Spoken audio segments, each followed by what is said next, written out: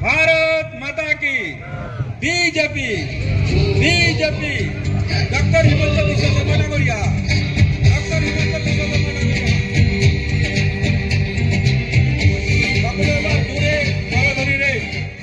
सम्मानीय मुख्यमंत्री जनप्रिय भारत माता की वंदे वंदे वंदे हिमंत विश्व शर्मा जिंदाबाद हिमंत विश्व शर्मा जिंदाबाद हिमंत विश्व शर्मा जिंदाबाद नरेंद्र मोदी जिंदाबाद नरेंद्र मोदी जिंदाबाद बीजेपी जिंदाबाद जिंदाबाद जिंदाबाद बीजेपी जिंदाबाद जिंदाबाद जिंदाबाद हिमंत विश्व शर्मा जिंदाबाद जिंदाबाद हिमंत विश्व शर्मा जिंदाबाद जिंदाबाद सवेबर जुड़े भारत माता की जुड़े को भारत माता की डॉक्टर हिमंत विश्व शर्मा जिंदाबाद डॉक्टर हिमंत विश्व शर्मा जिंदाबाद डॉक्टर हिमंत विश्व शर्मा जिंदाबाद सवेबर जुड़े সকলোকে অনুরোধ করছে জোরে হাস্য করে তেখেতক স্বাগতম জানাই আমি সকলোৱে भारत माता की बीजेपी बीजेपी डॉक्टर हिमंत विश्व शर्मा जिंदाबाद डॉक्टर हिमंत विश्व शर्मा जिंदाबाद भारत माता की पूरे को भारत माता की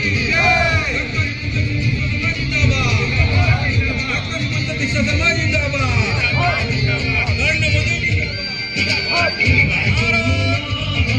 भारत माता की डॉक्टर हिमंत विश्व शर्मा जिंदाबाद डॉक्टर हिमंत विश्व शर्मा जिंदाबाद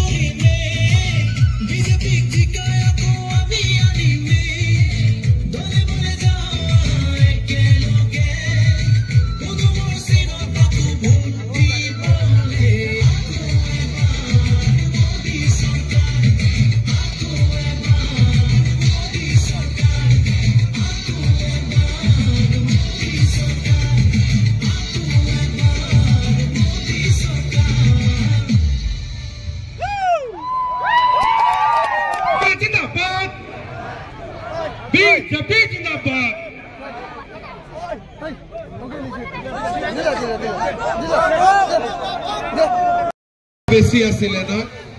আজিও বটা বহুত আছে পঞ্চায়ত ইলেকশন কোন তাৰিখে 7 তাৰিখে আচ্ছা 7 তাৰিখলৈকে তো সময় আছে মই আজি যি কৈ যাম আকৌ পাহৰি যাব নেকি হা একদম নাপাহৰিব কিন্তু কাৰণ 7 লৈকে তো মই আকৌ এবাৰ আহিব নোৱাৰিম একদম মনত ৰাখিব বাইদেউ কি খবৰ সব ঠিক আছে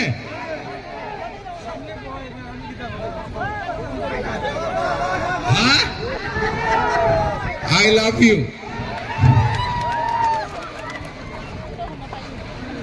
বাইদেউ সকলৰ খবৰ ভাল সবৰ ভাল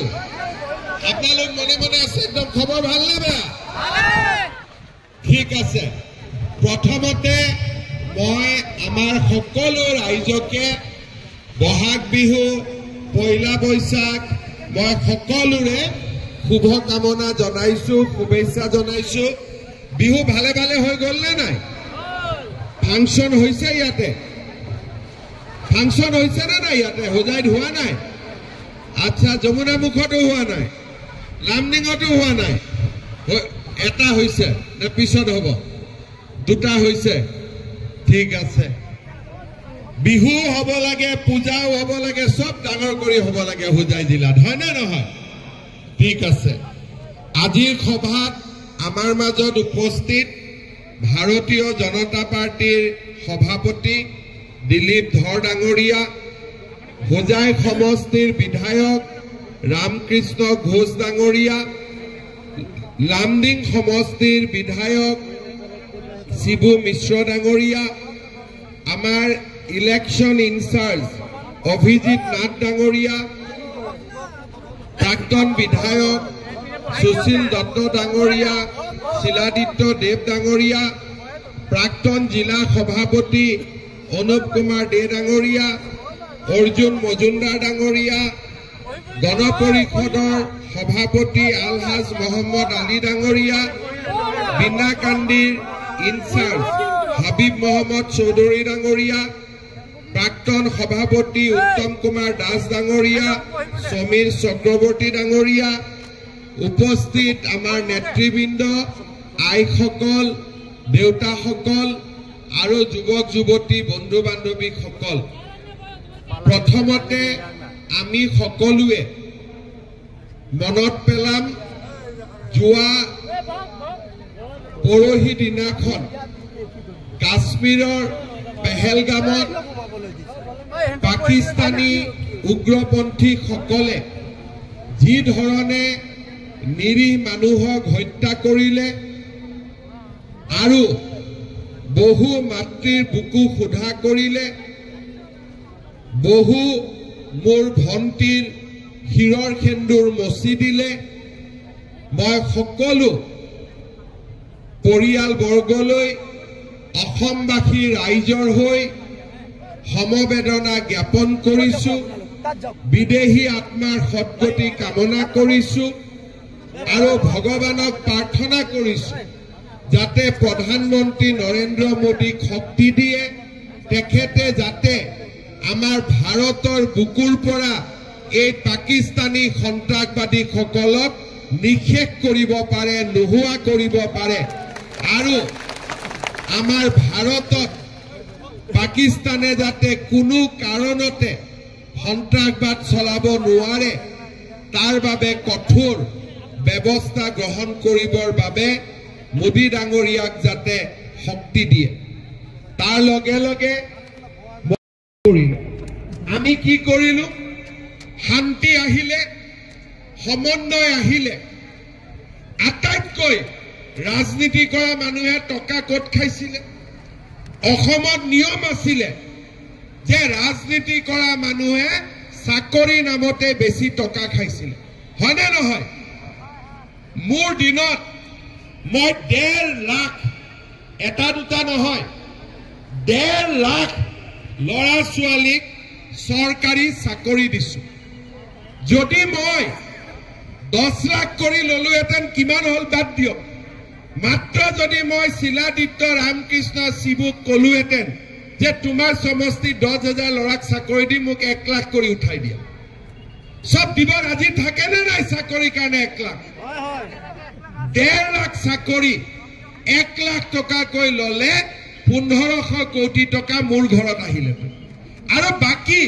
তলত অলপ 20,000 30,000 আৰু ললেহেঁতেন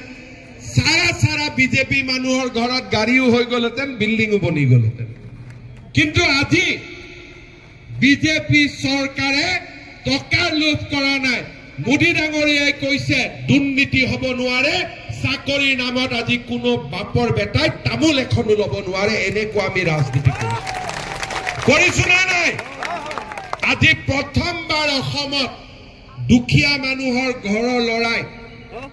সবজি বেপাৰী লৰাই ঠেলা চালকৰ লৰাই ৰিক্সা চালকৰ লৰাই আজি চাকৰি পাইছে এই যে ডিউটি কৰিব আহে পুলিচৰ ডেকা সৰু সৰু লৰা ছোৱালীবোৰ সিহঁতক আপোনালোকে সুধিব তোৰ বাবাই কি কাম কৰে তোৰ মাই কি কাম কৰে চাকৰি কৰিব নতুনকৈ যিবিলাক লৰা ছোৱালী জইন কৰিছে তেওঁলোকক সুধিব তোমাৰ বাবাই কি কাম কৰে তোমাৰ মাই কি কাম কৰে কোনো ধনী মানুহৰ লৰা নাই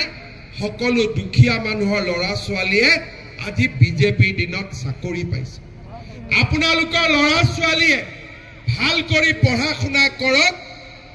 আজি অসমত চাকৰিৰ কোনো অভাৱ নাই এই চাকৰি হৈ গল নৱেম্বৰত মই আকৌ পুলিচৰ ইন্টাৰভিউ ফৰেষ্টৰ ইন্টাৰভিউ মই আকৌ উলিয়াব গৈ আছো দুখীয়া মানুহৰ ঘৰৰ পৰা এটা টকাও লয় হি জেলত যাবই লাগিব 100% দুখীয়া মানুহৰ ওপৰত অত্যাচাৰ নহব শ্ৰদ্ধা ৰাইজ আজি আপোনালোকে চিন্তা কৰক আগতে ৰেশন কাৰ্ড আছিলে ৰেশন কাৰ্ড আগতে কোনে লৈছিলে যিবিলাক বাংলাদেশী আহি ইহঁতে ৰেশন কাৰ্ড লৈছিলে যাতে মানুহক পুলিচে দিগদাৰ নকৰে ভাৰতীয় নাগৰিক বুলি কয় আজিকালি ৰেশন কাৰ্ড সেইবিলাক কামত নালাগে এতিয়া ৰেশন কাৰ্ড কি চাউল পাওঁ আমি ৰেশন কাৰ্ড হস্পিটেলত 5 লাখ টকা বিনামূলীয়া চিকিৎসা পাওঁ এইবাৰ আমি এটা সুবিধা দিব খুজিছো কলেজত বিনামূলীয়া এডমিশ্যনৰ কাৰণে আমাৰ ল'ৰা ছোৱালী গাঁৱৰ ওচৰত যায় বজাৰৰ ওচৰত যায় এপিছত ইনকাম চাৰ্টিফিকেট টকা দিব সকলোকে নালাগে কিন্তু কম আহি থাকে এইবাৰ আমি গম দিছো কলেজত ইউনিভাৰ্চিটি বিনামূলীয়া নামভৰ্তিৰ কাৰণে কোনো প্ৰমাণ পত্ৰ নালাগে মাত্ৰ চাৰ্ট দেখুৱাই দি বিমোচন কথা সকলোৱে মনত ৰখা উচিত হ'ব এৰি দিব লাগে নেকি সি লাগিলে যিমানে ডাঙৰ মানুহ নহওক কিয় যিসকলে পাকিস্তানৰ দালালি কৰে তেওঁলোকক আমি কেতিয়াও এৰি দিব নোৱাৰো